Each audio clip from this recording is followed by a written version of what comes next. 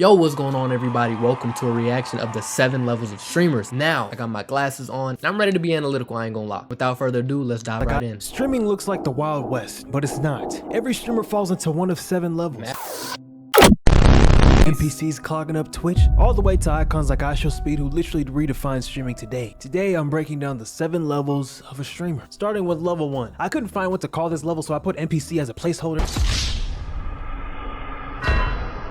Starts here and most never leave. These are the people who just discovered OBS last week and think streaming is as simple as turn on the camera, get famous. Nah, I wish it was that easy. Let's be serious. Most beginners are here, and look, no hate, everyone starts somewhere. Most streamers stay at level 1 forever. Some of y'all watching this might even be level 1 yourselves. You know, the aspiring streamer. You got a range of 0 to 200 viewers. How many times you gonna do? Like 6 to 7 times, you know what I'm saying? 6, 7 times. Now, I don't want to say the actual streamers who are in this level because I don't want to get the smaller streamers butthurt. Bro, you gotta get a grip. I'm tripping. No, I'm not. Now, the next levels, I don't care. We're calling them out by name. Level 2, clout chasers. Your existence depends on attaching yourself to bigger names. You survive off of clips, collabs, or manufactured drama. Examples of a level 2 streamer are a streamer like Dusif or a Dabo, maybe a Zoe Spencer. For Dabo, his archetype is the clip farmer. Dabo is known as the loud, reckless, and known for what people hey, why they doing that boy Dabo like that, bro? I mess with him. Call the humiliation ritual content. Basically doing wild stuff and attention. Went back to my devious activities, bro. I was throwing that ass inside the locker room.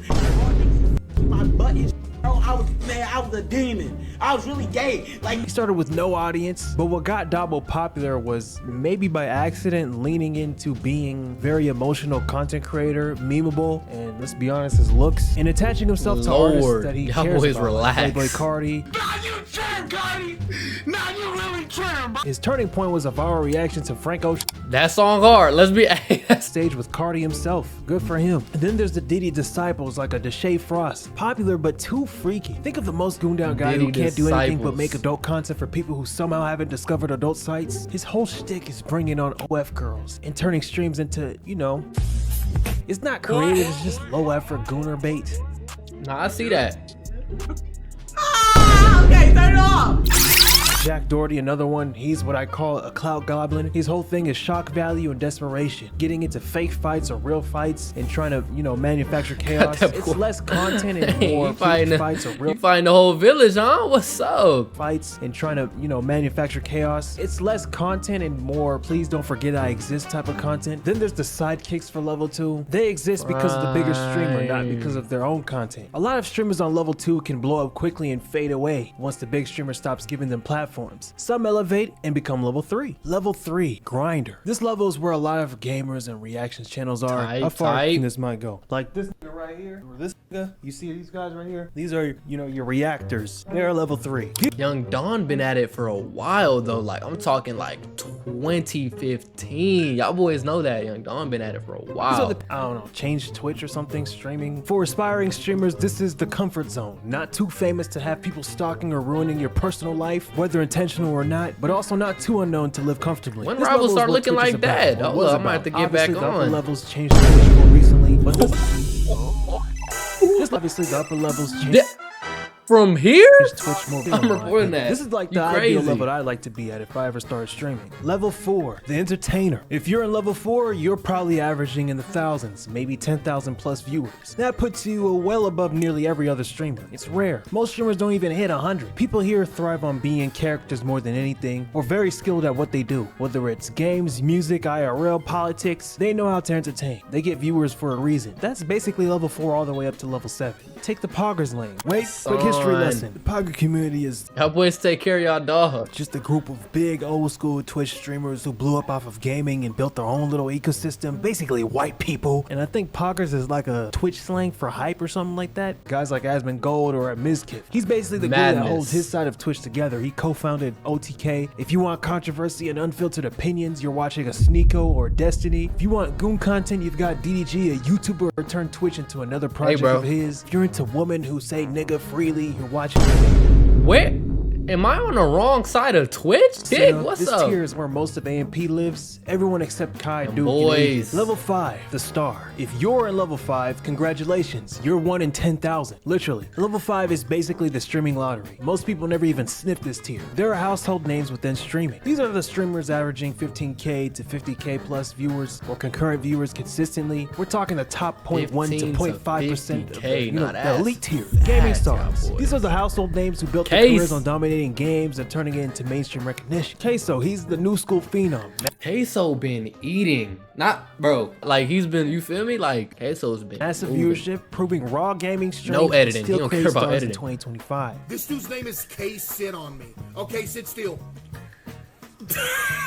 Wow. Then you have OGs like Tim the Tap Man, Shroud, and Tfue. These are some of the most recognizable names in gaming Scariest streams. names I'd in even add Fortnite Jinxie in the cut as well. On the political side, Junk Izzo. Him. Hasanabe is the biggest political streamer. Man, skip this guy. He's a popularity, personality-driven archetypes like Your Age or Bruce Drop Him Off, who is polarizing, yes, hilarious, yes, but he has one of the most loyal fan bases in the game. If you want music-driven streams, you go to a Black Boy Max. Obviously, that's not all he does, but he's one of the few streamers actually trying to take. I put Dante on this list as well. He's one of the best reaction streamers ever, in my opinion. Flight Reacts is the king of NBA reaction content or sports content. This is the goal. I'm not gonna pause again. Valkyrie, I don't know much about her. I don't even watch her. And normally that would mean I shouldn't rank her, right? False. I'm a ranker anyway. She's level 5.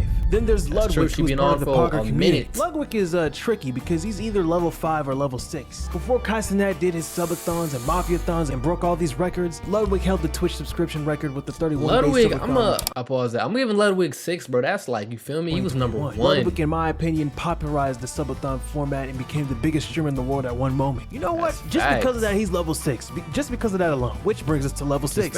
Level 6, cultural shift. This tier is where the most famous streamers ever are. XQC. He started as an Overwatch pro to one of Twitch's most watched and subscribed streamers. He's also popular for needing subtitles on streams every once in a while.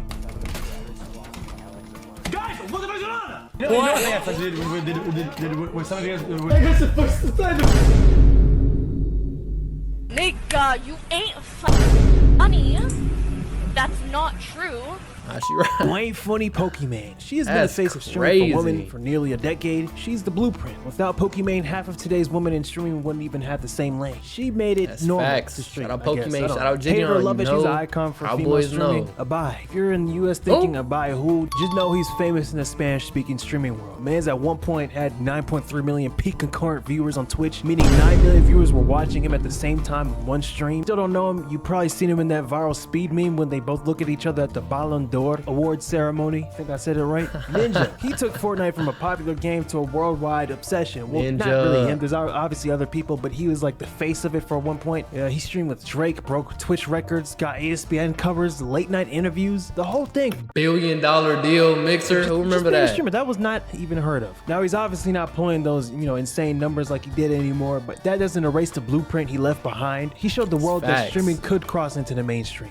Level 7, Icon. This is it, the final level. Level 7 is reserved for the streamers who go beyond. I'm calling right now. I'm gonna say Speed, Kai. I don't know who else I'm throwing in there. Those are the two biggest ones. I would have put XQC up here because that's him. You feel me? When you hit level 7, you're not competing with other streamers anymore. You're competing with, rappers, athletes, YouTubers, celebrities in the context of fame. I'm talking people who never opened Twitch in their life. They know who you are. There are only 2 streamers I put on Icon. Cawpyr1ght, he's the face of Twitch, no doubt. He turned streaming into an event. Subathons became the biggest event in online content. When Kai goes live, it's almost like old television. Kai is the event host of the internet. He's the one who took a format that used to be sit and stream for hours and flipped it into improv TV. He has, of course, got hate for that. Some say he's... Who is this? Others complain he's making everything about big stunts instead of just chilling and gaming. Some of his peers accused him of viewbotting, like XQC. He gets blamed, analyzed, but that comes with being the biggest name on the platform. Then there's iShowSpeed. At one point, he was the most hated streamer online. Too loud, too reckless, banned on Twitch, constantly in controversy. Example, 2 people left on Earth thing.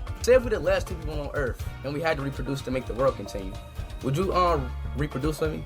No, because that means our kids will have to intertwine and then their kids, no. Who gonna stop me? I will. Who's gonna stop me? He flocked over to YouTube after he got banned, used Ronaldo as a way to get even more popular. Now he's a global name. Europe, South America, Asia, Africa, it doesn't matter where you go. Kids know who IShowSpeed is. Even adults. I think he even met presidents at one point. You know, they flood his chat in languages he doesn't even speak. And part of that is because he's on YouTube. Everyone has YouTube on their phone, which means everyone has access to speed. That accessibility took his chaos worldwide. That man has 400 million followers on YouTube, Instagram, and TikTok. That's over 100 million combined on social media. It's crazy. So yeah, Boy, that's the came a pyramid, long way from raising that NPCs 2K. all the way to the IShowSpeeds. So now it's on you. Tell me, who did I miss? Drop it in the comments. I'll be reading. I messed that little video though.